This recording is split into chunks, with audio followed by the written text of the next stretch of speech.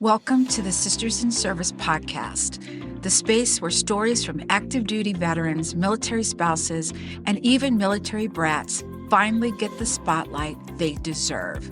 I'm your host, Kat Corchado, Air Force veteran, movement specialist, and the heart behind this podcast. I started Sisters in Service because too many stories from our community were going untold. Stories of resilience, transition, identity, and the strength it takes to serve and to thrive beyond the uniform. This podcast is about connection, empowerment, and reminding each of us that our service didn't end when our military chapter closed. It simply evolved. Sisters in Service is proudly sponsored by Fit for Life Alliance, a space where people are committed to feeling better in their bodies every single day, and by My Sexy Business, where you can own a business that doesn't own you. So grab your coffee, your journal, or your walking shoes, because every episode is an invitation to listen, learn, and lean into the powerful stories that remind us service is a sisterhood that never fades. Hello, everyone, and welcome to our newest episode of Sisters in Service. You know me. I'm your host, Kat Corchado. And you know how you're plugging along in life and, you're just doing your thing. Maybe you've got your own business. Maybe you're doing your life, okay? And all of a sudden, you get this diagnosis of the C word. Yes, I'm talking about cancer. And that's exactly what my next guest has gone through. She's a USA Today bestselling author with more than 35 books. Yeah, I said it, 35. I'm so happy she's on my podcast. I mean, I feel like the newbie here under her belt. From romantic comedies, women's fiction, you name it, she has pretty much covered it. One of her biggest hits, I Do But I Don't, even became a Lifetime movie starring Denise Richards. However, life handed her a twist nobody could have predicted. A stage 1 HER2 plus, and we'll get into that because I don't even know what that means, breast cancer diagnosis during what she thought was just a routine mammogram. So we're going to get into that, about the book she's written. She has a new book coming out. We're going to talk about that. But let's get knee deep in this C word. So, Cara Lockwood, thank you for being here today. Thank you so much for having me. I'm honored to be here. I love your podcast. I think you're doing such good work for women in service. So thank you. Thank you so much. So before we get into the story of how this came about, please explain to not only me, but my listeners, what is stage 1 HER2 plus breast cancer? Yeah. So there are multiple kinds of breast cancer, and really they're sort of divided into how they, what they feed on and how they grow. So there are some that are not as aggressive, and there's some that are very aggressive. And HER2 positive is sort of in between, like triple negatives, the most aggressive kind, but the most common kind, feeds on hormones. So like, your estrogen and that sort of thing. HER2 positive is something that's fed by your immune system. So they think it's based in your immune system. So instead of crushing the cancer, it's like, these cells need to be protected and should grow. And so immunotherapy and chemotherapy and radiation and surgery tend to go to treat those. So it's not as common, but it's still out there and still, very much, a relatively, common form of cancer. Absolutely. I myself have not had cancer, but my father had something called cardiac amyloidosis. And it's where a protein leaches from your body, and it'll either go to your brain or your heart. And once it attaches, that part of your brain or heart discontinues to work. Okay. And they had no treatment for it. Yeah. So you know what they gave him? They gave him cancer meds. Yeah. Yeah, they didn't know. To treat it. I thought my dad had cancer. Like, oh, no, he doesn't have cancer. he just has this other thing. He We're just has this other thing. We're just throwing cancer stuff medicine. at the wall. Yeah, we're just throwing stuff at the wall to see what sticks. The thing that stands out in my mind most importantly was he was in the hospital. We were all there.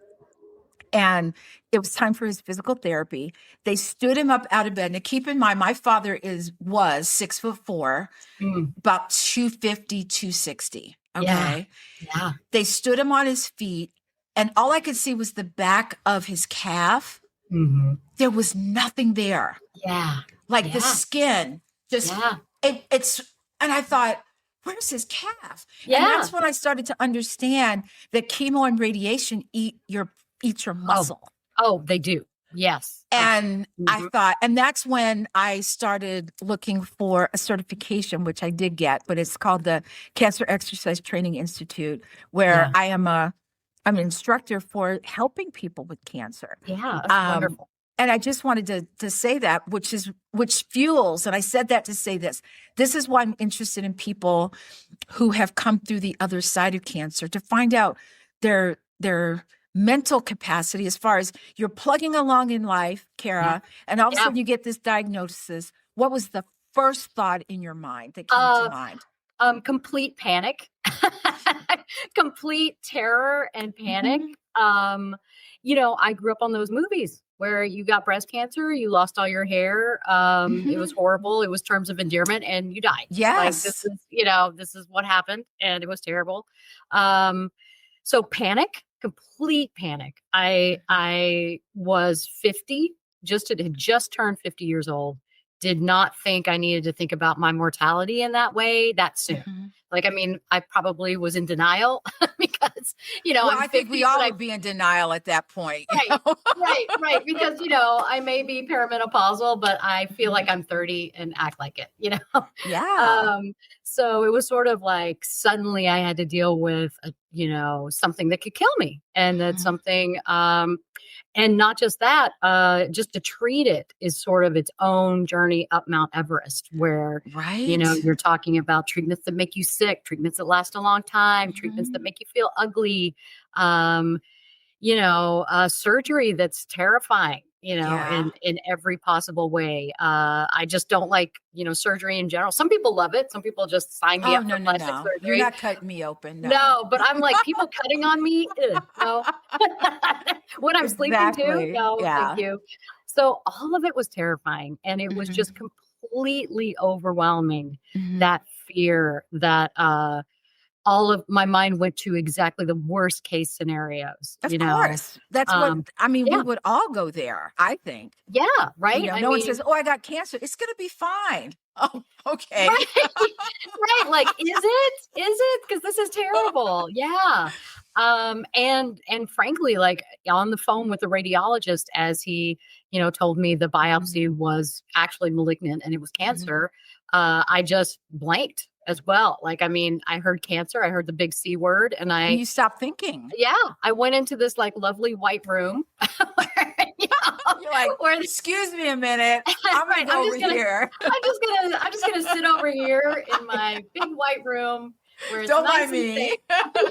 It's nice and safe. I think there's some cookies and cream in here. It'll be great.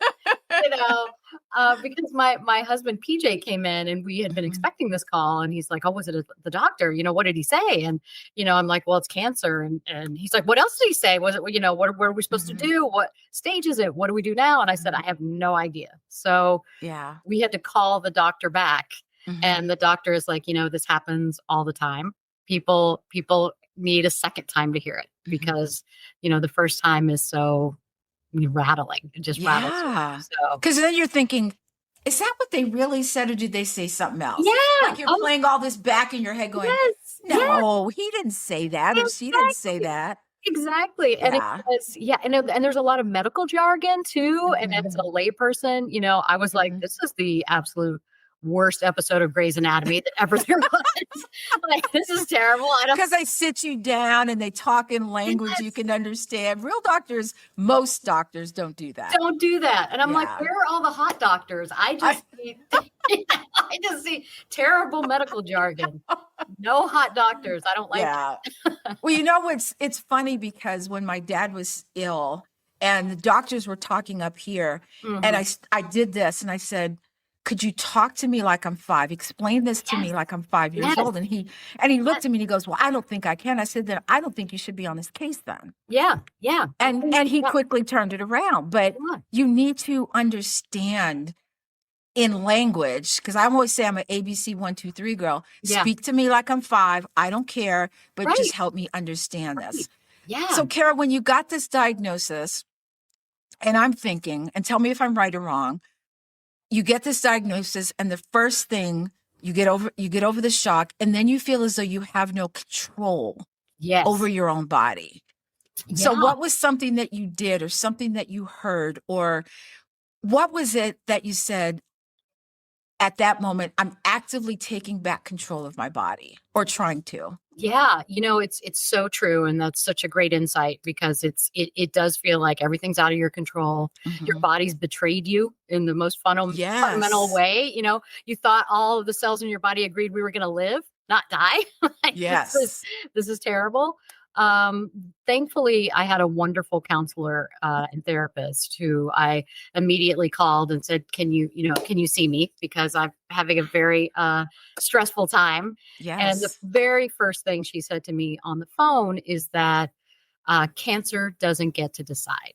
So this is the first thing to think about, and the first way to sort of reset and put a different lens on what's going on, because it feels like cancer's in the driver's seat. You're doing all of these, tests and you're running behind the car. You're not even in the car.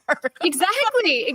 And you're just along for the ride, and cancer's driving, and it's absolutely terrible. Yes. But that was her first words to me, and they were so wise, because it's true.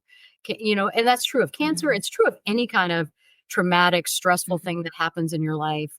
It doesn't get to decide. It's a terrible situation, but you get to decide your treatment, how you feel about it, how you show up. If you even get treatment, this is a decision that's up to everyone. So it's true that in these kind of tailspin moments, you feel out of control, but it's so important to realize you do have agency. You do have decisions that you can make. You still are driving the bus. It's just you got an unwanted passenger in the seat. Yeah. Which is Get out now. Yeah, exactly. Exactly. So when you talk about, it's one thing for someone to say that to you, but you have to be ready to receive it. You know what I'm saying? Yes. Like, were you ready to receive that information and put it into play, or was it a little bit of time before you kind of sat down and said, okay, I've thought about what she said? 'Cause at first it sounds like they're talking French. You're like, right. What? Right. Or were you ready for that when your therapist said that? In some ways I was ready, because I was just in such a spin. I desperately wanted hope that I could somehow get control of it again, because I think, like many of us, I want to, steer my own destiny. I feel like my actions matter. I don't like to blame other people for everything. I like to say I'm steering my ship, and so I really was hopeful and eager for someone to tell me, like, you can get a hold of this. It's not going to take over. It's not going to decide everything for you. You still have some agency. But at the same time, in those tailspin moments when fear takes over and fear is really choking you, it's hard to remember that cancer doesn't decide and cancer isn't in charge, because it sure feels like it sometimes. So at the same time, I had to remind myself multiple times, especially when I was most afraid, that, cancer doesn't get to decide, that, I get to decide. Like I don't have to be perfect, and I don't have to make perfect decisions, and I can make decisions scared and still, that's a big part of it. It's just kind of going forth as a messy human, and, letting yourself decide and move forward. However, I love how she said, we're not going to let cancer decide. I would say I'm kicking cancer's ass. Yes. That's just it. Okay. That's a really nice way. In my way, I'm interpreting Of course. And that's the second, that's so good. And so interesting Mhm. that you say that, because also, she also, told me that, I have a choice. Mhm. I can be a victim, or I can Mhm. be a survivor. Yeah. And, I think those two choices, face us all the time when something traumatic Oh, happens. for sure. We can Mhm. choose to feel like we have no agency and things just happen to us, and Mhm. we can wallow, or we can, wear it like a Mhm. badge of courage and just say, Yeah. this didn't kill me. Like, Yeah. I'm a tough, you know what? Yes. Yeah.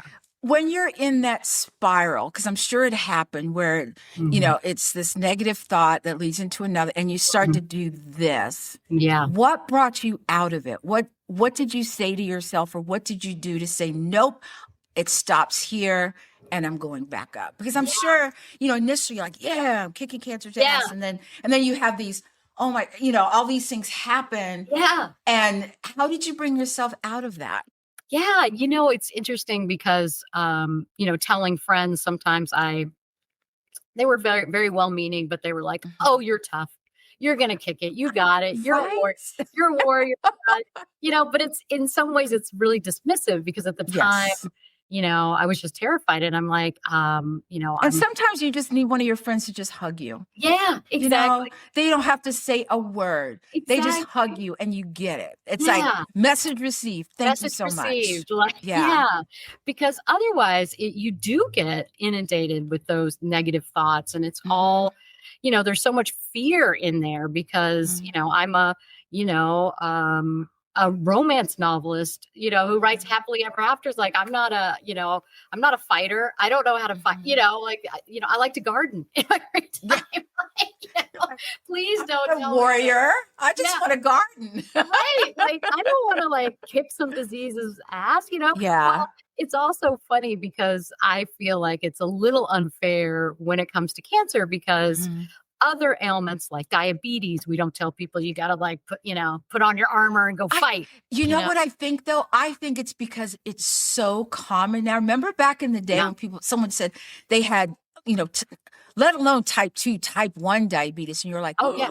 oh my Oh, that's gosh, horrible, and right? I think it's more acceptable now, people, and I think it's because cancer doesn't just affect one part of your body, it can affect all parts of Yeah. your body. So it's Yes, still that big bad, I don't know what you want to call it, hairy monster that you exactly. have to like, I don't know what you do in that Yeah, when you yeah, get so, that, you know? and I think that's why it's so scary, and that's why we're Mhm. so, inundated with the Mhm. fear, and those negative thoughts that sort of Mhm. spiral and take you downward. I found, Absolutely. for one, I had to stop. I had to stop the spiral. So that meant Mhm. identifying that I was in one. So that's hard Mhm. sometimes when Yes. you're in it. Um, I also had to talk to myself about how these negative thoughts and Mhm. this fear was lying to me. Like, it sounds like the Mhm. truth, but it's Yeah. actually a lie. Like Yes. your fear is your evolutionary response to Mhm. keep you from doing something silly, like, Yeah. going swimming in shark infested waters. Yeah. Like, we don't want to do that. That's Let's not do that that. fear, right? Like, you're gonna get eaten, so stay away from that. I So know. your mind goes to the worst case scenario of what happens when you Yeah. swim with sharks, and so you don't do it. But Yeah. when it comes to cancer, your mind's telling you, like, the worst case scenarios, but they haven't happened yet. Mhm. That's still Yeah. it's still like, the jury isn't in, Mhm. you haven't died, you haven't, gotten sick, you haven't Mhm. lost all your hair. Like, in that Yeah. early diagnosis stage, you actually feel fine. Yeah. There's nothing, Yeah. it doesn't feel like there's anything wrong with you. Mhm. So, but your mind jumps ahead and Of kind of tries to course. suck you down into that Yeah. whirlpool of negativity. So it takes some effort to identify it and challenge it and Of challenge those thoughts. course. Let's talk about your treatment. Um, because you said that that's a whole nother mountain. You've got the C Hmm. word mountain over here and the, Hmm. the treatment mountain over here. Yeah. And the reason I talk about it is because I remember when um, Angelina Jolie, remember when she had a double mastectomy? Yeah. Like she chose that, right? Yeah. Because of what was happening her mom, her grandmother, her aunts, etc. And I remember having this conversation with my husband, and he said, well, both? He goes, isn't that a little aggressive? And I was like, Yeah. it's not aggressive. And he goes, Yeah. well, what about the good breasts? I go, look, you take these away, I'm gonna get some bigger, better ones. Right. Yes, exactly. And they're perky. They stand up on their own. So how did you decide what treatment was best for you? Yeah, I found a team of doctors that I trusted. So that's Mhm. important. You should feel like you have a rapport with your doctors, and you should keep looking till you find that What doctors that listen yes, to you. absolutely. Because unfortunately in our medical system, we really have to advocate for ourselves. And sometimes the doctor they spit out is not the right doctor for you. So Exactly. but find a doctor you trust. And then I was going to have a single mastectomy anyway. And for me, deciding on the double mastectomy really came down to finding I think you have to find your hell no and, hell yes. Like, Yes. I think you have to find those, and you can't be in the middle where it's like, maybe, I mean, you're saying so. Okay. Yeah. For me, that hard no came because I just did not, I had gone through 6 weeks of MRIs and ultrasounds and needle biopsies, a couple of those. And, Yeah. the thought of in a year going back for another mammogram, on the right side, and just having that fear and that, I was like, no, just, Yeah. you're in there already, take them Yeah. both. Just And take them. yeah. And Give me some good ones. yeah. And then, right, exactly. And then in the completely, I feel like more shallow part of me is like, I wanted to be even. I didn't want to have, Right? Yeah, I one get gravity. that. Yeah. One gravity defying, artificial one, and then one real one. Exactly. I was like, Yeah. that's, I still like to look good naked, Well, right? I mean, come on. I'm just You human. can't hold one up and the other's like, Right. hello, Right. So for me, it just made sense. And because I hate surgery so much, I was just like, I'd also heard stories, I mean, in my case, they had to do a single mastectomy. Right. And some people choose the lumpectomy because, it's less invasive, of course. And I would never second guess anybody's decision. Yeah. But, for me, in order to do a lumpectomy, they would have to take half the breast anyway, which doesn't make any sense, So just, I think finding that hard no, hard yes, enthusiastic yes or hard no is the way you get to the decision. Because then you're not going to regret it. Like I never for 1 second regretted it. Were any of your decisions more like a gut thing? Like it just felt like the right thing for you? Yeah, I would say so. I mean, some of them, like the mastectomy, was just very much a gut thing. Like, I just don't want to go through all of this again over and over again if I don't have to. So that was a gut thing. When it came to the chemotherapy, which I had after the surgery, that was more, there was a lot more thinking about it, hemming and hawing about it. It was hard to get to the hard yes or hard no because the doctors really talked about the chemotherapy like an insurance policy. Like I should get it because I had a small chance that it could come back. And now it's shoulds. I know. Suck. Yeah. I mean, right. It's just like, give me some certainty, right? Yeah, exactly. Yeah. So my tumor was 5 millimeters. And if it had been 6, it was sort of like, absolutely, you have to have chemotherapy. And if it was 3, no, go on your way. You're fine. Yeah. And the doctor's like, you're really closer to 6. So it's you really should get it. But we're leaving it up to you. So that's almost the worst. You should do this, but it's your choice. It's your choice. And of course, friends and family were divided. I had people that are like, don't put that poison in your body. Yeah. I had people that were saying it's big C cancer. You throw everything at it when you've got a chance. Yeah. Don't let it sneak back in. It's a terrible enemy, So now what I've heard is that cancer drugs kill the person. They don't kill the cancer. Yeah. And so my question to you is, and I'm not sure you'll be able to answer this, but you can answer this better than I can. Yeah. Is there a holistic treatment for breast cancer? Yeah, I'm not a doctor or, any sort of medical professional. So I don't know about all of the treatments out there. Mhm. What I do know is that some of the holistic ones haven't been as thoroughly researched.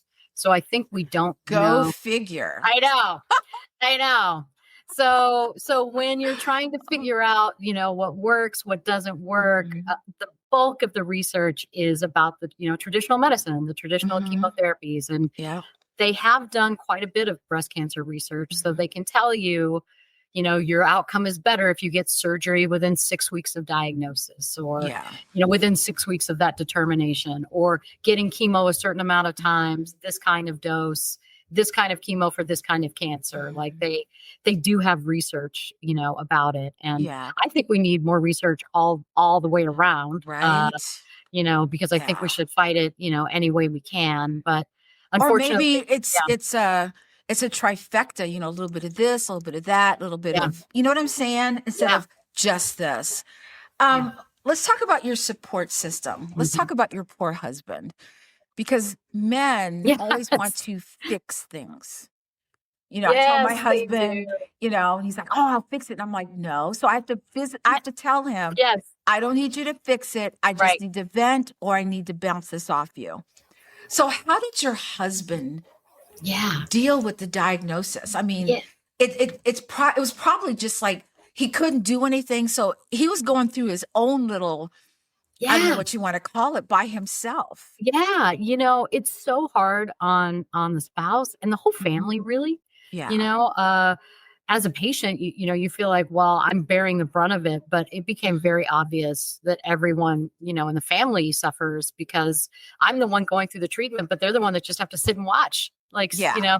and twiddle their thumbs and like And hope sometimes cross that's their fingers. harder in some ways, Yeah, it's so hard. It's so Yeah. hard. And he was so amazing because he shared his feelings about it, Mhm. shared his fears, and was there with me at every doctor's appointment, Mhm.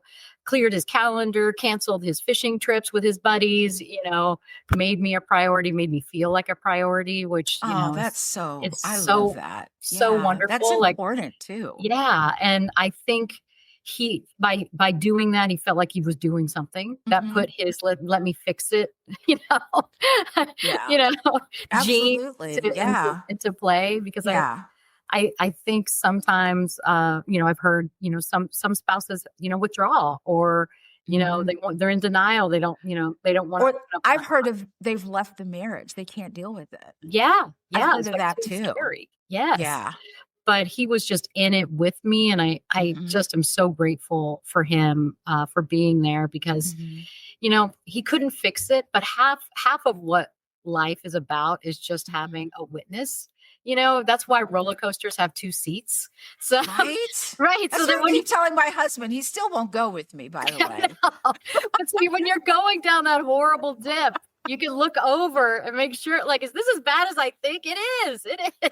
I feel like you're breaking my fingers. Thank you. Yes, exactly, and then you get off and you're like, "Oh my gosh, that was Mhm. horrible," because honestly, in a lot of these doctor's appointments, PJ went with me, and partly he's like, "I just wanna be there in case you go in the white room, Yeah. I'll listen, I'll be there," and then sometimes at the end of a doctor's appointment, he was like, Mhm. "I went into the white room too, what did they say?" I don't know what they said. It's like wah wah wah Yeah, wah wah wah wah. exactly, You're it's like, like what did he say? right. It's like you're in a Peanuts cartoon and it's I all know. the adults. I know. You're like, "What?" Yeah. I know. So after going through this double mastectomy, the chemo, the reconstruction, physical and emotional roller coaster, Mhm. what's part of that journey you wish more people understood? Yeah, I think I wish more people understood that it is a journey, Mhm. I think we tend to assume that we can't do hard things because, oh, Mhm. that person's just brave. You see Mhm. the survivors and, the Susan G. Komen walk and you're like, Mhm. I salute you, hats off to you. You're so brave. I couldn't do that. Yeah. But I think everyone can do it. I think it's about getting a hold of your fear, doing the hard work on your emotions, which none of us want to do. I did so much crying on my counselor's couch and Right? Yeah. crying in the car and crying in the Yeah. shower and, fighting. I just spent a lot of time, bargaining and fighting and resisting, all of the things until I got to acceptance. And Mhm. my mantra, which is there's no way but through. We're just going to have Yeah. to get through. We can get through it ugly. We Mhm. don't have to be pretty doing it, but we got to get Yeah. through. So, Exactly. I think, like anyone can do it. Yeah. So it's not reserved for just a certain kind of Mhm. person or someone who's just brave, Mhm. like it's bravery is a choice. It's something we Yeah. choose to You have do yeah, when we're exactly. Yeah, when people say, "Oh, you were so," like, people say all the time, "You're so brave going in the military," and I'm like, "No, I wasn't." yeah, It wasn't I just needed something different, you know? yeah, But yeah. when you I think, and again, you went through this, I haven't. When you had your thought process change, do you think that affected your body? Like you became this strong person up here and your body goes, "Yep, we're kicking cancer's ass. Let's do this." Oh You know? yeah. Oh, absolutely. I think, well, your attitude's so important anyway, and Mm. the research bears that out. It's like Oh, yeah. if you feel like you are going to do well with the surgery, you Mhm. will, and if you have a Mhm. lot of doubts and think you won't, Mhm. then you won't. You'll have some complications. Yeah, it's kinda like what's that quote? If you think you can't, you're right. If you think you can, you're right." Exactly. Yeah. Exactly. So the mental component is so important, and Mhm. I did a lot of like I harnessed a lot of the anger I had about Mhm. I get about cancer in my body and why Mhm. me, and I just focused that hard on killing cancer, like just getting Right. rid of it. I was so mad at cancer because I have, my husband and I are a blended family. We have 5 Mhm. children between us. At the Mhm. time I was diagnosed, 3 of them were in high school. So, Wow. I was determined to see them all graduate. Yes. It never occurred to me before Mhm. cancer that I'd even have to worry about not seeing them graduate high school, Yeah.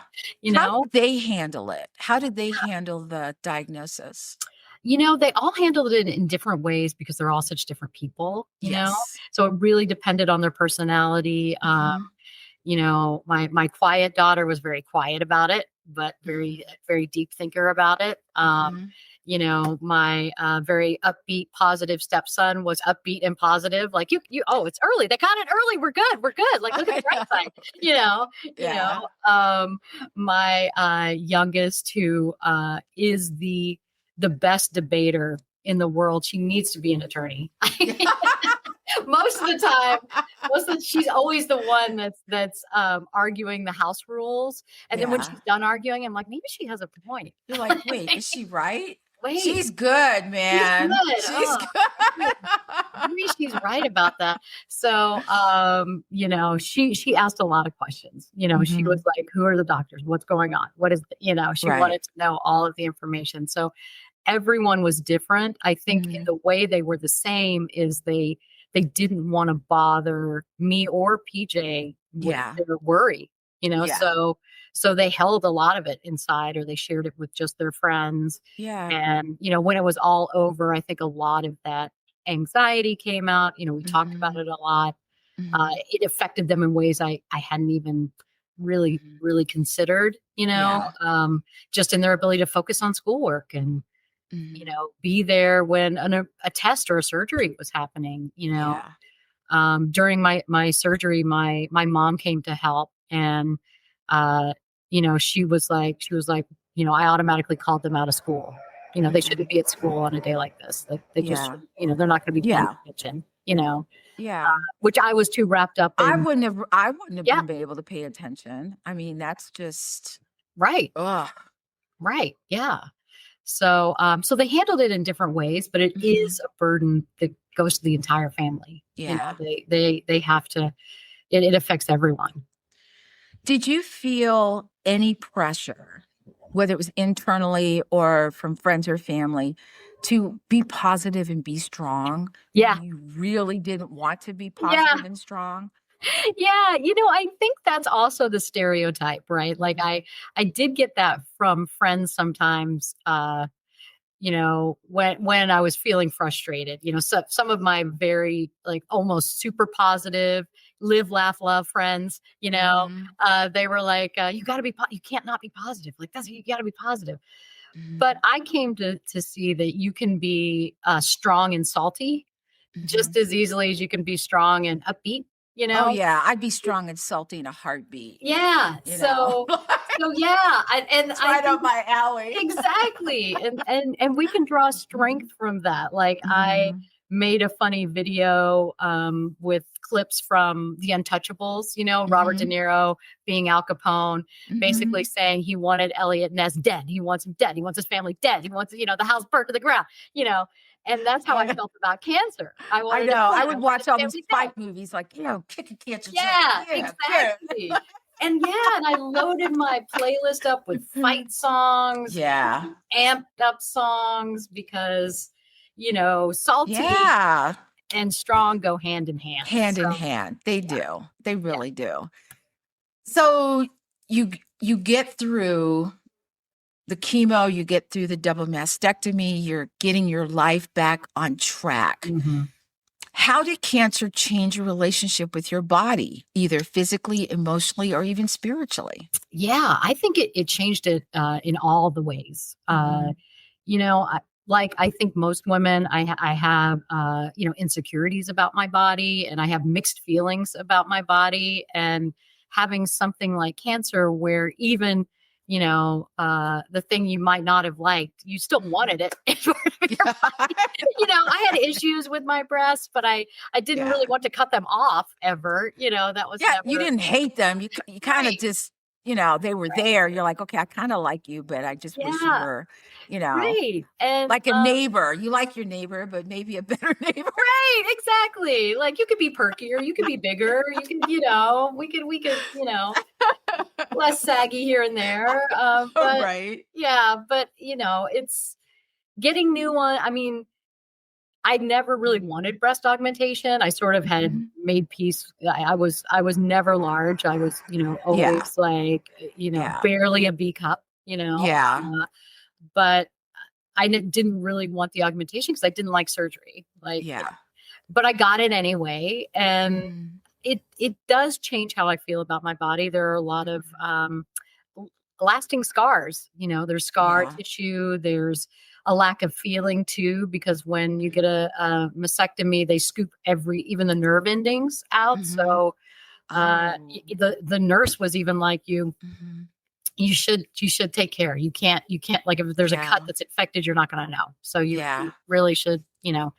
So all of that plays into how I feel about my body. I'm Oh, still sort yeah. of, you know, accepting the differences. Of You course. know, I Yeah. I do try to look at the scars like Mhm. badges of honor, because they Mhm. they are, Girl, you've been through a war. Yeah, exactly. Wear those scars proudly. Yeah. That's a war I hope I never go through Yes. because, people are like, "Oh, I got a scar here," and I'm like, "Those are battle wounds." You Exactly. know? Exactly. So true. So Yeah.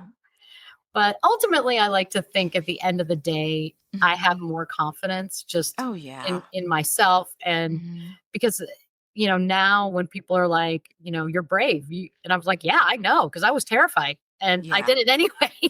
Yeah. And now I'm here. So Well, that's when people say, "Oh, you're so brave." It's because you were scared out of your you know what, yeah, and you just did it yeah, anyway, yeah, People are like, "Oh, you're so brave." It's not like you sit there, "Am I brave today? I right, don't know. I'm right. feeling it today," Yeah, It just it exactly. doesn't work that way. No, no, exactly. It's not like we're just like, oh, I'm just going to try bravery today. No, Mhm, it's really thrust upon you.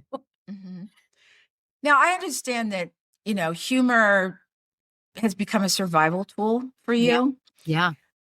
For our listeners, what role does humor play in your resilience? Yeah, I think humor is so necessary in Mhm. really every part of life, whether Yeah. that's getting joy, whether that's breaking tension. Mhm. for me, humor during the cancer journey really was about taking back my power, Yes. and making something scary less scary. Because if you're laughing at it, if you find a way to find humor in a scary situation, it just makes it less scary, Oh, yeah. So Absolutely. And I think laughing reinforces your immune system, if I'm correct. yeah, it does. When you laugh, it has all of these positive effects. Yeah, I should do a podcast about that. you Okay, should. But side note, so I'm sorry, I went into the little white room. So Cara, I know you've just written a book, and I do know that you are donating half of your book's proceeds to breast cancer research. Yes. Tell us a little bit about this book. Yeah, it's called There's No Good Book for This, but I wrote one anyway. I love that. It's the Irreverent Guide to Kicking Cancer. So, it's really sort of part memoir, part how-to book, part pep talk. Every chapter ends in a pep talk. So even if you're just going through something hard, it can help. But I really wanted people to feel seen and less alone. There's a lot of big, terrifying breast cancer books out there written by amazing specialists and nurses and doctors. This is not that book. This is the emotional journey. This is a real person who's gone through breast cancer book. Yes, exactly. If your best friend is going to tell you how it really is, and how to get a handle on things, that's this book. So, and it was important to me to donate half the proceeds because I would like nothing better than for no one to ever have to read this book again, and to cure cancer, so that the breast cancer club is closed forever, no new members, and that we read about it in history books. I wish you could just take it and just be like, oh, that was so yesterday. Yeah. Cancer's gone now, Exactly. Like the bubonic plague. Like, that hardly ever happens. You're like, wow, that was back in the day. Yeah. We're fine now. Exactly. All right, Cara, we're going to go through a lightning round of questions. We've got 4. What's one thing cancer taught you that you wish you'd learned sooner? Yeah, I wish I had learned to stop the negativity, the negative loop in my head. I wish I had paid closer attention to all those nitpicky little negative thoughts that I didn't before cancer. I really shushed them during cancer. Gotcha. If your healing playlist had one theme song, what would it be? Ooh, you know what? I love Pink's song Turbulence. Yeah. It's all about fear. It's all about fear saying the plane's crashed, but you're really just in turbulence. So I think that's my number one. So looking back when you were going through treatment, what's the most you've got to be kidding me moment from treatment that you can laugh at now? Yeah. There's so many. There's so many. I mean, I think probably mainly after surgery when they're like, we got the cancer, it's all clean, the cancer's all out of your body. And then it was like, but by the way, you should have chemotherapy though. I think that was, you got to be kidding me. Yeah. I know. I love that. So if you could go back and whisper something to your 2023 self on diagnosis day, what would you say? Oh, I would say you are stronger than you think you are. I would say you're going to think you're done, but you're only 40% there. Yeah. I love that. Yeah. Cara, what have you got coming up? Tell us a little bit more about your book, where we can get it, and what's happening for you in the future. Yeah. So you can get this book pretty much wherever books are sold, but go to caratheauthor.com if you'd like direct links to the audiobook, the digital book, the print copy, and reach out to me there if you'd like. The next project I'm working on, I'm going back to romance and happily ever afters, but also with a little bit of mystery. So next summer, 2026, I have a fun rom-com mystery called Kiss, Marry, Kill, like the game. And so it's like, it's sort of like Only Murders in the Building if you want more romance. Yeah. And they're just in love. Exactly. And the main character is dating 3 men, and one might be a killer, but I'm not saying. Ooh. So I have one more question. Out of your 35 books, Do you have a favorite? Oh, And if you do, why is that your favorite? yeah. It's hard to pick a favorite. It's like I picking your was like, favorite what's your child. favorite kid? You're like, Yeah. well. I mean, it's hard to pick one. I love them Mhm, all. I think there's no good book for this is the most mhm, personal one. So that might maybe I should make that my favorite since it's the most personal one. But mhm, close second is probably the Takeover, which I write under my maiden name, Cara Tanamachi, and that's mhm. it's just a fun enemies to lovers romance. And Yeah, I love this. Cara, you've been an amazing guest. Thank oh, you so much for the laughter and the humor yes, and through all of this. Thank you for your honesty, your humor, and your deep willingness to tell the truth about something that rarely feels funny or yeah, clear or yeah, manageable. Your yeah, story reminds us that even in the hardest chapters, there's room for grit, grace, and the kind of laughter that resets your whole soul. yes. I'm going to make sure that Cara's links are available. So if you want to get her book, if you want to go to her website or whatever, we'll be there. Cara, thank you so much for being here today. Oh, You're thank you such an for having me. inspiration, Thank you not so only much. to me, but to other people who might be listening who have either gone through this or know someone who's going through this. Yeah, We have to keep talking. We have to keep moving forward. We yes, have to keep saying kick cancer in the ass. exactly, Okay. And exactly. with that, I'm going to say, please stay safe. Take care of each other until next time. And please remember, it's never too late to start your